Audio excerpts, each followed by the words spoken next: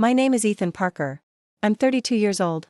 And last Thanksgiving I discovered just how far greed can push someone. I walked into my childhood home, carrying dessert for dinner when I noticed something missing from the mantel. My father's watch. Not just any watch, the silver Rolex. He wore every day until cancer took his life 6 years ago.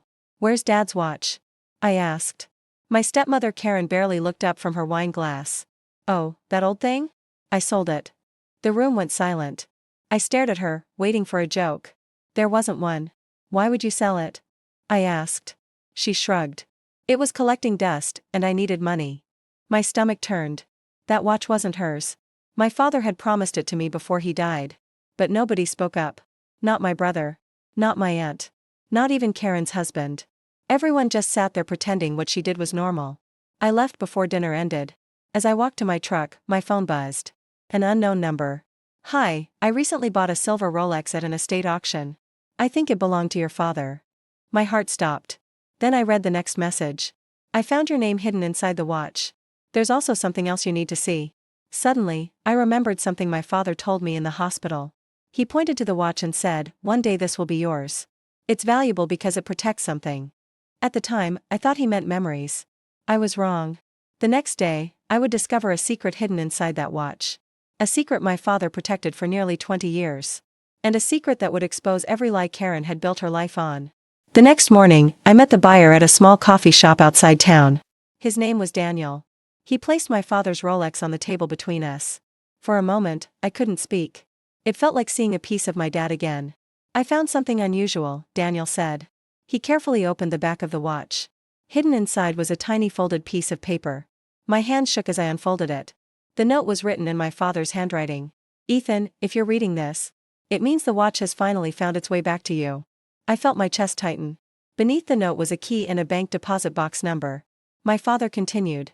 Some truths are too important to trust to the wrong people. If Karen ever gains control of everything, open the box. Karen. He had written her name. Years before any of this happened. I stared at the letter in disbelief. Why would my father hide something from his own wife? Daniel watched quietly as I finished reading. What are you going to do? He asked. I looked at the small key lying on the table. I think my father left me answers. That afternoon, I drove straight to the bank. The deposit box still existed. The manager checked the records and confirmed my name was listed as the beneficiary. Minutes later, I was sitting alone in a private room. The metal box was placed in front of me. My heart pounded as I inserted the key.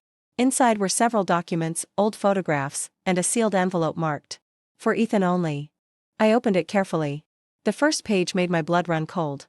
It contained financial records showing thousands of dollars missing from my father's business account. The transactions stretched back years.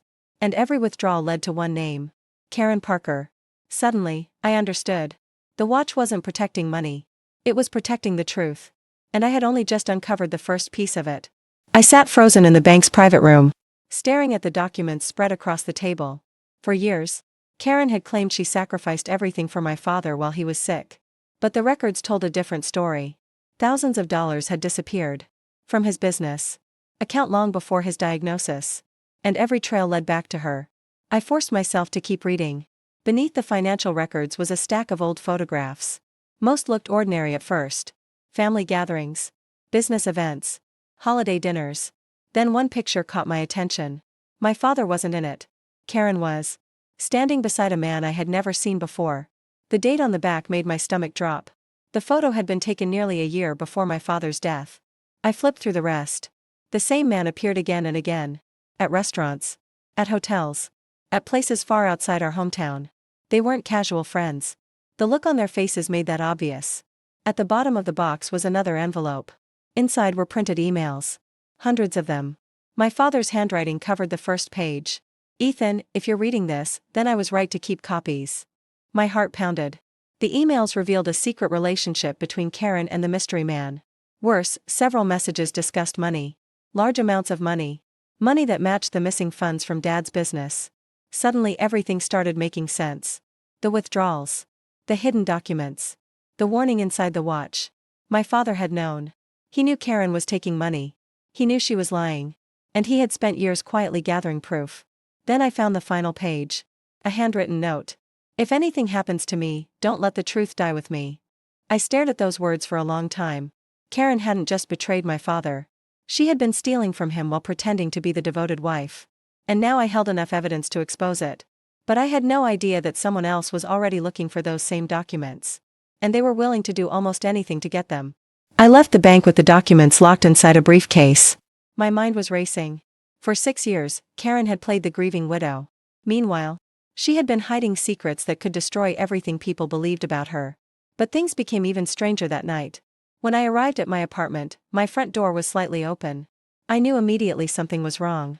I never left it unlocked. My pulse quickened as I stepped inside. The living room was a mess. Drawers had been pulled out. Cabinets stood open. Papers covered the floor. Someone had searched the place. But they hadn't taken my TV, laptop, or cash. They were looking for something specific. The evidence. A chill ran down my spine. Nobody should have known about the deposit box except me. I quickly checked the briefcase. The documents were still there. Relief washed over me. Then my phone rang. Unknown number. I answered cautiously. A man's voice spoke. Stop digging into Karen's past. My blood turned cold. Who is this? The line went silent for a moment. Then he said, some secrets are expensive, Ethan. Leave them buried. The call ended. I immediately contacted the police and filed a report. But deep down I knew this wasn't random. Someone was scared. The next morning, I received another surprise. A lawyer's letter. Karen was demanding the return of private family property. She claimed belonged to her. She somehow knew the documents existed. That meant one thing. Someone had told her. I looked again at the photographs from the deposit box. Then I noticed something I had missed before. In the background of one picture was a business sign. The same company name appeared in several emails connected to the missing money. I searched the company online. The owner was the same mystery man from the photographs. And according to public records, his business had received thousands of dollars from accounts connected to my father's company. This wasn't just an affair. It was fraud. For years, they had been moving money behind my father's back. And now they were terrified the truth was about to come out. What they didn't know was that I had already made copies of every document. And the next person I planned to visit wasn't Karen.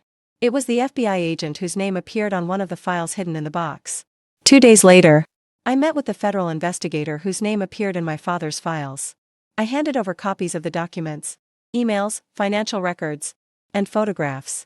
After reviewing everything, he looked at me and said something I will never forget. Your father wasn't imagining things. He was documenting them.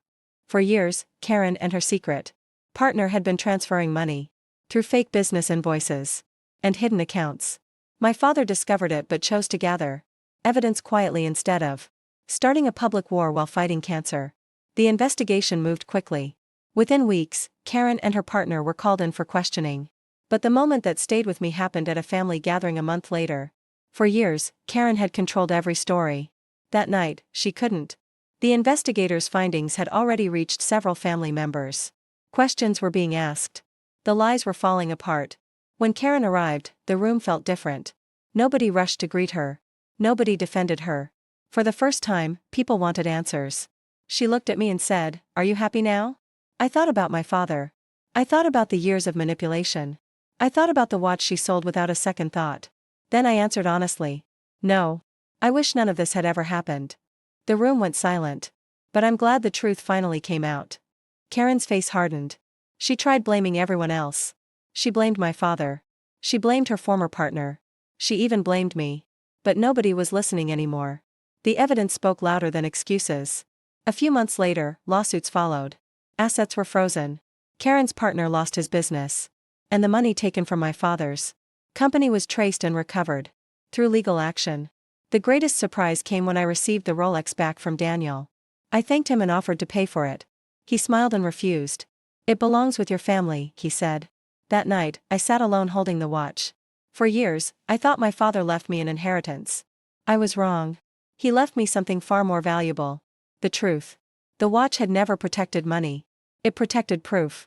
Proof that lies can survive for years, but not forever. Today, the Rolex sits on my desk where I can see it every morning. And whenever I look at it, I remember one lesson my father taught me without ever saying the words. When someone steals your trust, exposing the truth is not revenge. It's justice. And sometimes, justice arrives hidden inside an old watch.